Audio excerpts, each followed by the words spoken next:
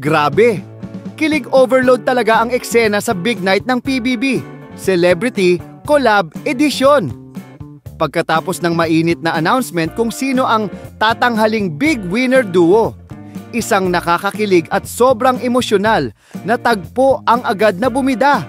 Muling nagkita sa entablado sina Will Ashley at Bianca De Vera at literal na tumakbo si Will papunta kay Bianca.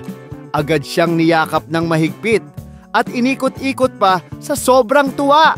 Ramdam ng buong studio at lahat ng nanonood ang bugso ng emosyon. Para bang sa gitna ng engranding finale, may sariling kwento ng reunion na mas lalong nagpasaya sa gabi. Ang mga fans halos mabaliw sa kilig. Kahit sina Mika Salamanca at Brent Manalo ang itinanghal na big winner duo ngayong season.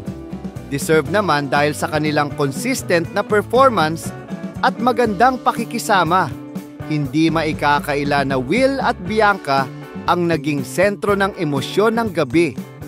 Si Will, na naging second big placer kasama si Ralph De Leon, hindi na nagpatumpik-tumpik pa at sa sandaling nakita si Bianca sa stage, wala nang inatrasan.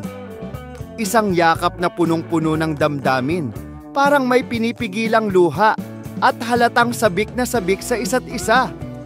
Kung babalikan, may makulay na kasaysayan ang tambalang Will at Bianca. Dati na silang magka-love team sa teleseryeng Unbreak My Heart. At marami ang umaasang may something na sa kanila kahit off-cam. Pero sa loob ng bahay ni Kuya, nagkahiwalay sila ng landas. Si Bianca ay nabigyan ng bagong kaduo na si Dustin Yu. At kahit may selusan at tension sa pagitan ni na Will at Dustin, wala namang malinaw na closure. Kaya ngayong nagkita ulit sila face to face, parang bumalik ang lahat ng alaala at nararamdaman. At ang yakap na iyon, parang nagsabing, ikaw pa rin hanggang ngayon.